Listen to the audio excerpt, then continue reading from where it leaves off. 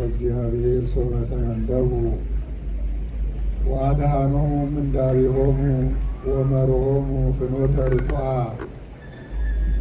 መጋቤ ሃይማኖት ቆሞስ አባ አብርሃም ሊቀ ብርሃናት፣ ሄኖክ አባቶች ካህናት፣ ዘማሪያን፣ አመስጋኞች፣ አባቶቻችን፣ ወንድሞቻችን፣ እናቶቻችን፣ ልጆቻችን፣ እህቶቻችን በአንድነት በእግዚአብሔር ቤት የተሰበሰባችሁ ሁላችሁም በዚህ ቅዱስ ቦታ የተገኛችሁ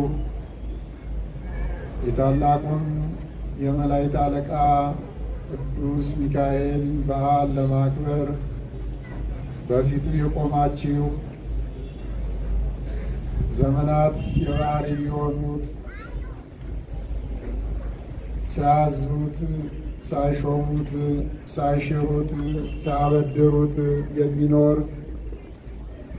ሁሉን የሚያሳልፍ ማለፍ ሳይኖርበት የጌቶች ጌታ የንጉሶች ንጉሥ አምላካችን አምናን በዘንድሮ ተክቶ ዘንድሮን በከርሞ በሚመጣው አዘጋጅቶ አረጋውያኑን ጠብቆ የተወለዱትን አሳድጎ የተራቡትን መግቦ የተራቆቱትን አልብሶ የሚጠብቀን አምላካችን ሳንቀላፋ ሳይተኛ ሳይረሳ እዚያ ደረሰን አምላካችን ቅዱስ እግዚአብሔር ስሙ የተመሰገነ ይሁን። በቅድስና በድንግልና የወለደችው ሰዓሊተ ምሕረት አቁራሪተ መዓት አፍጣኒተ ረድኤት መዝገበ ጸሎት እናቱ ድንግል ማርያምም እንደዚሁ በመላእክት አንደበት የተመሰገነች ትሁን። በእኛም በደካሞቹ ልሳን የተመሰገነች ትሁን። ቅዱሳን መላእክት ለእኛ የሚራዱ የሚላላኩ ከፈጣሪያቸው ፊት ቀርበው ሳይፈሩ የመጋረጃውን የእሳት መንጦላይቱን እየገለጡ ለኃጥአን ለሰው ልጆች የሚለምኑ መላእክትም የተመሰገኑ ይሁን። እንደምን ከረማችሁ? እንኳን ለዚህ ታላቅ በዓል አደረሳችሁ። ታላቁ አዚ መንጦላይት ቅሩበ እግዚአብሔር ፍቁረ እግዚአብሔር ቅዱስ ሚካኤል ለሰው ልጆች የሚለምን የትሕትና አባት እንደ ድንግል ማርያም ርኅሩኅ የሆነ ስሙ የተመሰገነ ይሁን። ዛሬ የምናከብረውን በዓል ያው ቀደም ያሉት መምህራችን አስተምረውናል። ዘመናት ከአባቶቻችን ከቀደሙት ጀምሮ ይቀያየራሉ፣ ይለዋወጣሉ፣ ይፈራረቃሉ። የደስታ ዘመን አለ፣ የሐዘን ዘመን አለ፣ የጥጋብ ዘመን አለ፣ የረሃብ ዘመን አለ፣ የመከራ ዘመን አለ፣ የደስታ ዘመን አለ። እነዚህ ዘመናት በሰው ልጆች ሕይወት ውስጥ የሚፈራረቁ በአባቶቻችን ዘመን ጀምሮ እስከ ዛሬ ድረስ ያላቋረጡ ሲመጡ ሲሄዱ የሚኖሩ ዘመናት ናቸው። ከአንዱ ሀገር ወደ ሌላው ሀገር እየተሻገሩ መኖር ዛሬ በእኛ ዘመን ብቻ የተጀመረ አይደለም፣ በአባቶቻችን ዘመንም ነበረ። የዛሬው ዘመን የአብርሃም ልጆች የይስሐቅ የያዕቆብ ልጆች ከተባረኩ በኋላ ምድርን በምድር ላይ ከበዙ በኋላ እግዚአብሔር አምላካችን ነቢያት አበው አባቶቻችን እያሉ በእግዚአብሔር የሚመኩ እግዚአብሔርን የሚያመልኩ የአብርሃም ልጆች ብዙ ዘመን ችግር ይገጥማቸዋል፣ ፈተና ይገጥማቸዋል፣ ረሃብ ይገጥማቸዋል፣ ጦርነት ይገጥማቸዋል፣ የተለያየ ፈተና ይመጣባቸዋል። አብርሃም አባታችን ካለፈ በኋላ ይስሐቅ አባታችን ተተክቶ ሕዝቡን ወገኑን በስርዓት እግዚአብሔርን እንዲያመልኩ ፈጣሪያቸውን እንዲፈሩ በእግዚአብሔር እንዲመኩ ጣዖት እንዳያመልኩ እየመከረ ሕዝቦቹን እንደ አባቱ እንደ አብርሃም ካኖራቸው በኋላ ይስሐቅ ልጁ ተተክቷል። ይስሐቅ ልጁ ያዕቆብን ተክቶ በያዕቆብ ዘመን እንደዚሁ እስራኤላውያን በሀገራቸው ረሃብ ሆኖ የሚበሉት የሚቀምሱት አጥተው በሚጨነቁበት ሰዓት ይስሐቅ ልጆቹን ወደ ግብፅ እህል እንዳለ ከነገራቸው በኋላ ወደ ግብፅ እህል ሊፈልጉ ሄደዋል። ረሃብ ኮነ በበብሔሩ ወፈድፋደሰ በከነዓን፣ ረሃብ በየሀገሩ ሆነ፣ ነገር ግን በከነዓን ጸና ይላል መጽሐፍ። የርግብ ኩስ ተሸመተ ይላል። ወታደሮች የሰገባ ሰይፋቸውን በሉ ይላል። እናቶች ልጆቻቸውን ተቀያየሩ ይላል። እግዚአብሔር ከእንደዚህ ያለው ይሰውረን ይሰውራችሁ። ወደ ግብፅ ተሰደዱ።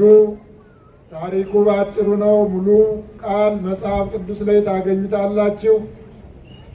ከኦሪት ዘፍጥረት ጀምሮ እስከ ኦሪት ዘጸአት ድረስ ይህ ታሪክ ይነገራል። ጎበዝ ሆኖ ጠንካራ ሆኖ ያነበበው ያገኘዋል። በግብፅ ያዕቆብ ልጅ ዮሴፍ ወንድሞቹ በቅንዓት ለግብፃውያን ሸጠው ስለነበረ እሱም በግብፅ ከፈርዖን ቀጥሎ ንጉሥ ሆኖ ነበረ። እግዚአብሔር ሲወድ እግዚአብሔር ሲከተል የተሸጠም ንጉሥ ይሆናል። የተሸጠ አገልጋይ ነው እንጂ ንጉሥ አይሆንም። ግን የአባቱ የአብርሃም የይስሐቅ በረከት ስላልተለየው በተሸጠበት አገር ዮሴፍ ንጉሥ ሆነ። ረሃብ እንደሚመጣ ታውቆ ፈርዖንን መከረው። 7 ዓመት እህል ተሸመተ፣ እህል ተሰበሰበ። የረሃቡ ዘመን ደረሰ። በረሃቡ ዘመን የጥጋቡ ዘመን አልፎ የረሃቡ ዘመን ሲመጣ ያልተጠነቀቁት በእስራኤል ያሉት ረሃብ ጸናባቸው። ያዕቆብ ልጆቹን ወደ ግብፅ ላካቸው። በግብፅ ወንድማቸውን ዮሴፍን አገኙት። የረሃቡ ዘመን ገና ስለነበረ በዛው እንዲቆዩ ተደረገ። በወንድማቸው አማካይነት አባታቸውም ያዕቆብ ወደዛው ሄደ። በዛ ኑሮ ጀመሩ፣ በዙ። እግዚአብሔር ባረካቸው፣ አበዛቸው። የአባታቸው የአብርሃም በረከት አለና ግብፃውያን በሚበዙበት ሰዓት ከእኛ ሊበልጡ ነው። እነዚህ ዕብራውያን እየበዙ ነው። እንግዲህ ከዚህ በኋላ የሚወለዱት ማደግ የለባቸውም፣ በተለይ ወንዶቹ ብለው የፈርዖን ቤተ መንግሥት ይህንን ወሰነ። የሚወልዱ ከማኅፀን እንደወጡ እንዲገደሉ፣ እንዲሞቱ ፉሃ ሮሃ የሚባሉ አቀብተ መወልዳን ተዘጋጁ። ዕብራውያን ሲወልዱ እየሄዱ እያዋለዱ እዛው እያፈኑ የሚገሉ ተመልከቱ። በዚህ በኋላ ይህን እያደረጉ እያሉ የሙሴ እናት ከዕብራውያን ወገን ናት። ሙሴን በምትወልድበት ሰዓት ሊያዋልዱ ሲሄዱ ሙሴ ከእናቱ ሆድ ውስጥ ሲወጣ ፊቱ እንደ ፀሐይ ያበራ ነበረ። የሚያምር ልጅ ነበረ። ምን አሉ? እግዚአብሔር በልቦናቸው ውስጥ አድሮ ልቦናቸውን ክፉ ልቦናቸውን ወደ በጎነት ቀይሮ ይህንንስ የፈጠረው ይግደለው ብለው ሳይገድሉት ተዉት። እንደገና ሌላ ችግር መጣ። በየመንደሩ ይዞራል። ተወልደው እናቶቻቸው የሚያጠቧቸው ካለ እየተባለ የፈርዖን ሰላዮች ይዞራሉ በየመንደሩ። አሁን የሙሴ እህትና እናቱ ተማከሩና ወስደን በባህር ዳር እናስቀምጠው፣ ደንገል ውስጥ ቀጤማ ውስጥ እናስቀምጠው፣ እኔ በሩቅ ሆኜ ጠብቀዋለሁ፣ አንቺ ወደ ማታ እየሄድሽ ታጠቢዋለሽ ተባብለው እህትማማ እናትና ልጅ ተማከሩ። የሙሴ እናት ወስዳ ደንገል ውስጥ አስተኛችው። እህቱ በርቀት ቅርበት ትመለከተዋለች። ውሃ ቀጂ እንጨት ሰባሪ መስላ። በዛ በውሃው ዳር የፈርዖን ልጅ ውሃ ስትዋኝ በባህር ውስጥ ስትጫወት ስትዝናና ወደ ደንገሉ ስትመለከት የሚያለቅስ ሕፃን አየች።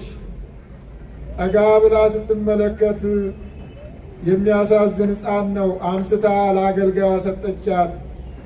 ይህንን በቤተ መንግሥት ወስደን እናሳድገዋለን ብላ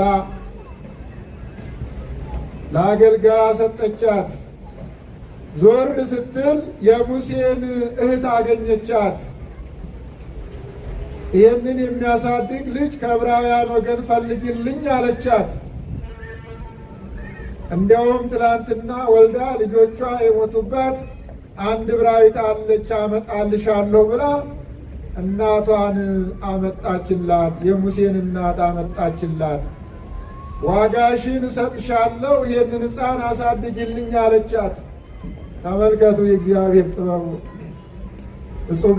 እጹብ ግብር ከእግዚአብሔር፣ እግዚአብሔር ድንቅ ነው ሥራ ይላል። እግዚአብሔር እንደዚህ ያለ ጎዳና አለው። እግዚአብሔር እንደዚህ ያለ ጥበብ አለው። የጥበበኞች ጥበበኛ፣ ጥበብን በጥበብ የፈጠረ።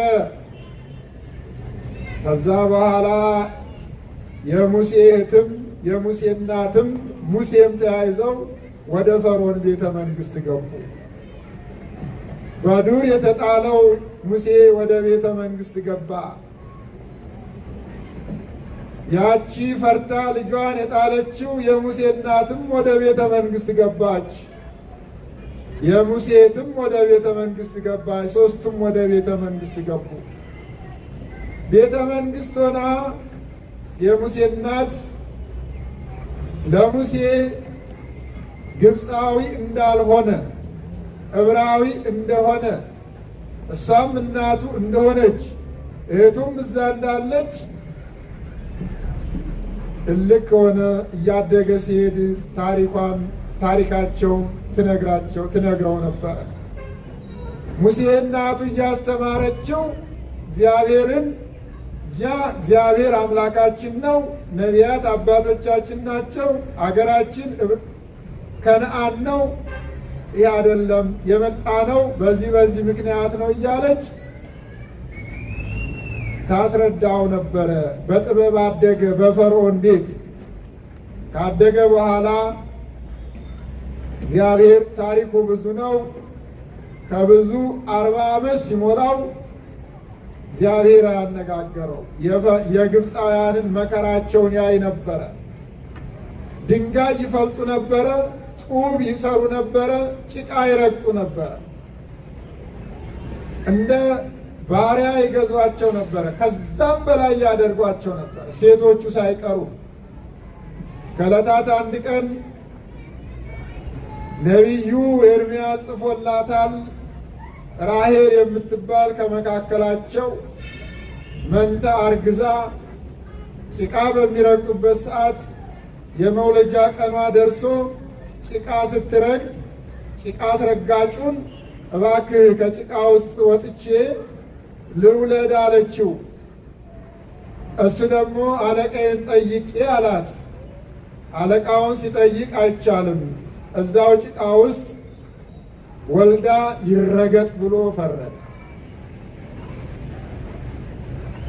ራሔል መንታ ወልዳ መንታዎቹን ልጆቿን በጭቃ ውስጥ ከጭቃ ረጋጮች ጋር ረጋገጣቻቸው። በዚህ ሰዓት ነበረ በዚህ በሰማይ በሚታየው ጥቁር ሰማይ እውነት አዶናይ የእስራኤል አምላክ የለም ብላ እንባዋን በእጇ ደቅና ወደ ሰማይ ረጨችው። ወዲያው እግዚአብሔር ይህንን ግፍ ተመልክቶ ሙሴን አናገረው። ወደ ፈርዖን ቤት ግባና ሕዝቤን ልቀቅ ይልሃል እግዚአብሔር በለው አለው። ከአሮን ከወንድሙ ጋር ወደ ቤተ መንግሥት ገብቶ እግዚአብሔር ሕዝቤን ልቀቅ ይልሃል ብሎ ሙሴ በሚናገረው ሰዓት ፈርዖን የትዕቢት ቃል መለሰለት። እግዚአብሔር ማን ነው? እግዚአብሔርንም አላውቅም፣ ባሮች እስራኤልንም አልለቅም። ጭቃ ይረግጣሉ፣ ድንጋይ ይፈልጣሉ፣ ጡብ ይሰራሉ አለው። አሁንም መልሶ ቢናገረው እምቢ አለ። ተአምራት ተደረገ፣ 9 ተአምራት። ሰዓታችን አይበቃም፣ መጽሐፍ ቅዱሱን አንቡት። ተአምራቱ መቅሰፍቶች ናቸው። ከዛም በኋላ ሞተ በኩር መጣ። እንደገና የመጀመሪያ ልጆቻቸው የግብፃውያን አለቁ። የፈርዖንም የመጀመሪያው ልጅ ሞተ። ከዛ እግዚአብሔር ምን አለው? ከሴቶቹ ላይ ወርቃቸውን ከወንዶቹ ላይ ቀለበታቸውን ተዋሱና በዓል እናከብራለን ብላችሁ ወርቅና ብራችሁን ይዛችሁ በሙሴ አማካይነት ውጡ ብሎ የእግዚአብሔር ድምፅ ለሙሴ መጣለት። አውጾሙ በወርቅ ወበብሩር ይላል። በወርቅና በብር ሸልሞ አስወጣቸው ይላል። ሙሴ ተነሱ፣ እግዚአብሔር አዞናል፣ ወደ ሀገራችን እንውጣ ብሎ በሌሊት ጉዞ ጀመሩ። በዚህ ሰዓት ሌሊት መርሆሙ መዓልተ በደመና ቅዱስ ሚካኤል ሌሊት ብርሃን የብርሃን ፋና እያበራ ቀን ደግሞ ፀሐዩ እንዳያቃጥላቸው ደመና እየጋረደ ወደ ቀይ ባህር ይዟቸው መራ። ባህሩ ጋር ኤርትራ ባህር ቀይ ባህር ጋር ሲደርሱ ባህሩ ትልቅ ነው፣ ሰፊ ነው። እዛ ጋር ቆሙ። እስራኤላውያን ጉዞ ጀምረው ሌሊትና ቀን ሲጓዙ ከሰነበቱ በኋላ ፈርዖን ሰማ። ከተማዋ ጸጥ ብላለች፣ የሚሰሩበት ቦታ ርጭ ብሏል። ምንድን ነው አለ። ወጡ እኮ አሉት። ሰረገላውን አስጭኖ ፈረሱን አሰርቶ ሰራዊትን አስከትሎ ተከተላቸው። እነሱ ባህሩ ጋር ደርሰው ሲጨነቁ ቅዱስ ሚካኤል ሙሴን ባህሪቱን ምታት አለው። ባህሩን መታው፣ ባህር ተከፈተ፣ ተሻገሩ። ባህሩን ተሻግረው የመጀመሪያዎቹ ወጥተው የመጨረሻዎቹ ትንሽ ሲቀራቸው ፈርዖን ደረሰ ከኋላ። ተናገሩ፣ ደነገጡ፣ ሙሴን አንጎራጎሩበት። የባሰ ባርነት ውስጥ ልትከተን ይኸው እንደዚህ ያደረግከን፣ ይኸው ደረሱብን ሲሉት ሁሉም ተሻግረው ካበቁ በኋላ ባህሯን ምታት አለው። ባህሯን መታት። እንደገና ፈርዖን በደረቁ እንደ እስራኤል ይሻገራለሁ ሲል ከነሰራዊቱ የመጀመሪያዎቹም ሳይወጡ የኋላዎቹም ሳይቀሩ ተካተው ባህር ውስጥ ሲገቡ ባህሩን ምታት አለው። ባህሯን ሙሴ እንደገና በሚመታበት ሰዓት በግብፃውያን ላይ ባህሯ ተከለበሰችባቸው። እንዳለ ፈርዖን ከነሰራዊቱ የቀይ ባህር ሲሳይ ሆነ። ዋጠችው። የሙሴ እህት በዚህ ሰዓት ከበሮዋን ይዛ እግዚአብሔርን አመሰገነች። ባሕርን ከፍሎ ያሻገረን፣ ባሕሩን ከፍሎ እኛን አሻገረን እግዚአብሔር ንጉሥ ነው፣ ስሙም ኃያል ነው፣ እሱም ተዋጊ ነው ብላ ዘመረች። እግዚአብሔር ስሙ የተመሰገነ ይሁን። እየሰማችሁን? ከዛም በኋላ በሙሴ መሪነት ሄዱ። ስንቅ አልያዙም፣ ስንቃቸው አለቀ። መና ከሰማይ ወረደላቸው። ውሃ የላቸውም፣ ውሃቸው አለቀ። ከጭንጫ ላይ ውሃን አፈለቀላቸው። ከዛ እየተጓዙ ሄዱ ይላል። ዛሬ ይህንን በዓል አባቶቻችን የሚያዘክሩት ቅዱስ ሚካኤል ዕብራውያንን ባሕር ከፍሎ በሙሴ አማካይነት ያሸገረበት ዕብራውያን ለ215 ዓመት የባርነት ዘመን ነፃ የወጡበት ቀን ነው። እግዚአብሔር እንደዚህ ነፃ ያውጣል። ይሄ ነው የቅዱስ ሚካኤል ዛሬ የምናከብረው። ሌላም ታሪክ አለ እና ስለዚህ እግዚአብሔር ያሻግራል። ዋዌው ሀብ እግዚአብሔር ሶመ ተመደቡ፣ በተጨነቁ ሰዓት ወደ እግዚአብሔር ጮኹ፣ እሱም ከመከራቸው አዳናቸው፣ መልካሙን መንገድ መራቸው ብሎ ዳዊት አባታቸው ጽፎላቸዋል። የጮኸ ሁሉ ይሰማል፣ መንገድ ያጣ ሁሉ መንገድ ይከፈትለታል፣ የተዘጋ ባሕር እንኳን ቢሆን ይከፈትለታል። ዋናው በእሱ አምኖ ያደርግልኛል ማለት ነው። ተመልከቱ፣ የሙሴንና ጥበቧን ተመልከቱ። ይህንን ዕለት ይህንን ሰዓት ለልጇ ለሙሴ የእግዚአብሔርን ቸርነት፣ የአብርሃምን ልጅነት፣ የይስሐቅን መሥዋዕትነት፣ የያዕቆብን የአባታቸውን ደግነት በሎዛ መታየት፣ ከሰማይ እስከ ምድር የደረሰ መሰላል በሎዛ ያየው የያዕቆብ ልጆች ናቸው የተዘከሩት። በዚህ የእግዚአብሔር ቤት ይሰራል ተብሎ መላእክት ከሰማይ እስከ ምድር ተተክሎ ያየው የያዕቆብ ልጆች ናቸው። ለአብርሃም ለዘሩ ሲምልለት እስከ መጨረሻው ድረስ ዘርህን እባርካለሁ አልተውህም ብሎ ቃል ኪዳን ገብቶለታል። እኛም የአባታችን የአብርሃም ልጆች ነን። እስከ መጨረሻው ድረስ እግዚአብሔር የኛ እኛም የእግዚአብሔር እስከሆን ድረስ በመከራ ውስጥ እንኳን ብንኖር እግዚአብሔር መከራውን ያሳልፈዋል። ከሱ ለምኖ ያጣ የለም። የእሱን በር አንኳኩቶ ያልተከፈተለት የለም። ጠይቆ መልስ ያጣ የለም። እግዚአብሔር ርኅሩህ ነው፣ አባት ነው። ፍጠረን ሳንለው የፈጠረን፣ አምጣን ሳንለው ያመጣን፣ አድነን ሳንለው በመስቀል ላይ ተሰቅሎ በፈቃዱ ያዳነን፣ እስመ በፈቃዱ ወበስምረት አቡሁ፣ ማንም ሳያዘው በራሱ ፈቃድ በአባቱ ፈቃድ አስተዳለው ሞተ ለርእሱ፣ ለራሱ ሞትን አዘጋጅቶ ሞትን ሰርቶ በመስቀል ላይ የመስቀሉ ድማ ሰርቶ በመስቀል ላይ የተወቃ አምላካችን እንዴት ይተወናል? ከእናታችን ማኅፀን ስንወጣ በእናታችን ሰውነት ላይ ባጀት ሰርቶ የፈጠረን ጥሬ መቆርጠም ዳቦ መጎርደም አለመቻላችንን አይቶ እናታችን ሰውነት ላይ 2 ባጀት ሰርቶ ወደዚህ ዓለም አመጣን አምላካችን። እኛ አልሰራነውም፣ እናንተ አልሰራችኋቸውም ለልጆቻችሁ። ከማኅፀን ሲወጡ ጡታችሁን እንድታጠቡ ጡታችሁን በሰውነታችሁ ላይ እናንተ አልሰራችሁትም። መድኃኔዓለም ነው ያንን እዛ ላይ የተከለው። እንደዚህ ያለ አምላክ አለን፣ እንደዚህ ያለ አባት አለን። ወገኖች አይዟችሁ።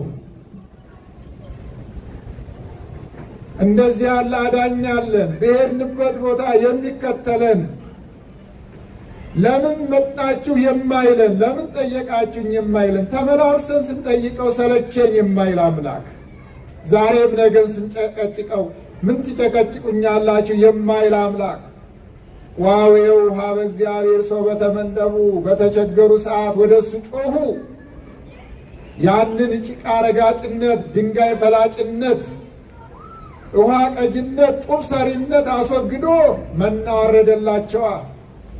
ከሰማይ መና ወረደላቸው ይላል። በሉ፣ ጠገቡ፣ ተረፋቸው ይላል። ውሃ ከዓለት ላይ አፈለቀላቸው፣ ጠጡ። እንደዚህ ያለ አምላክ ነው ያለው። በረሃብ ዘመን እንኳን በችግር ዘመን እንኳን መና አውርዶ የሚመግብ። ከኛ ካልጎደለ ከሱ አይጎድልም። ከኛ ካልጠፋ ከሱ አይጠፋም። ከኛ ከጎደለ ከሱ ሙሉ ነው። ከኛ ከተገኘ ከሱ ሰፊ ነው እና ይሄ ነው ዛሬ የተሰበሰብንበት ወገኖች። እንደዚሁ አይደለም። የአባቶቻችሁ የታላላቆቹ የአብርሃም የይስሐቅ ያዕቆብ ታሪክ ይዛችሁ ነው እዚህ የቆማችሁት። ባዶ ሜዳ ላይ አይደለም የቆማችሁት። ከተተከለው ድንኳን ፀሐይ ከሌለበት ውስጥ ያግባችሁ። ቅዱስ ሚካኤል ሌሊት በብርሃን ፋና ይምራችሁ። ሌሊት በብርሃን ፋና፣ ቀን ፀሐይ ዋዩ እንዳያቃጥላችሁ ደመናውን ይጋርድላችሁ። መርሆሙ መዓልተ በደመና፣ ሌሊት በብርሃን መራቸው፣ ቀን በደመና ጋረዳቸው። ቀን በደመና ይጋርዳችሁ፣ ሌሊት በብርሃን ይባርካችሁ። እንደዚሁ እንደ ራሔል ያለ እናቶች ከመካከላችሁ ከእናንተ እግዚአብሔር ይፍጠርልን። እንባ ወደ ሰማይ የሚደርስ እንደ ራሔል ያለ እንባ። አዎ አንዲቷ ራሔል እስራኤልን ነፃ ወጣች። እንባዋን ወደ ሰማይ ረጭታ በሁለት ልጆቿ መሥዋዕትነት ጭቃ ውስጥ ረግጣ አዶናይ በዚህ ሰማይ የለምን ብላ ስሙን ጠርታ እንባዋን ረጨች። እንደዚህ ያሉ እናቶች ከመካከል ይፈጠሩን፣ ከመካከል ይገኙልን። ነፃ የሚያወጡ በመንበረ ጸባዖቱ ፊት እንባቸው የሚደርስ አሜን በሉ። እግዚአብሔር ይባርካችሁ። ሰዓት አሳልፌያለሁ፣ ይቅርታ ጠይቃለሁ። ለዓመቱ ያድርሳችሁ። ቅዳሴ ስራ አለብን ነው። እንደዚሁ እንዳማረባችሁ ሳትጎድሉ እንደተዋባችሁ ወዛችሁ መልካችሁ ሳይለወጥ ጸባያችሁ እምነታችሁ ሳይለወጥ ፍቅራችሁ አንድነታችሁ ሳይለያይ በአባታችሁ በምትወዱት በቅዱስ ሚካኤል ፊት እንደዚሁ ለዓመቱ ያድርሳችሁ። ከክፉ ነገር ውስጥ ይለያችሁ። ከሚለያይ ከጠላታችን ከሰይጣን ይሰውረን ይሰውራቸው። መለያየት የሚወድ እሱ ነው። ከገነት ያስወጣን በገነት በመኖራችን ቀንቶ ጠላታችን ሰይጣን ነው። ፍቅር አይወድም፣ መዋደድ አይወድም፣ አንድነት አይወድም። አንድነት ካለ ጥጋብ አለ። አንድነት ካለ መረዳዳት አለ። ፍቅር ካለ ያለው ለሌለው ያበላል። ፍቅር ካለ ያለው ለሌለው ይሰጣል። ሰይጣን ግን ይህን አይወድም። እንድንራብ፣ እንድንቸገር፣ እንድንራቆት፣ ሰውነታችን እንዲነጣ፣ እንድንገረጣ ነው የሚፈልገው። መለያየትን ከማይወድ ፍቅርን ከማይወድ መስራት፣ መመጽወትን፣ ማልበስ፣ ማብላትን ከማይወድ ሰይጣን ይሰውረን ይሰውራችሁ። ፍቅር እንደ ሸማን ላብሳችሁ፣ አንድነታችሁን ያጽናላችሁ። ከመልአኩ ከቅዱስ ሚካኤል ፊት እንደዚሁ እንድትቆሙ ያድርጋችሁ። ይባርከን ይባርካችሁ።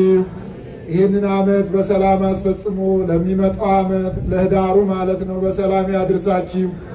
ታላላቁ አባቶቻችን ረጅም ዕድሜ እንደነ ይስሐቅ እንደነ ያዕቆብ እንደ አባቶቻችን ያድላችሁ።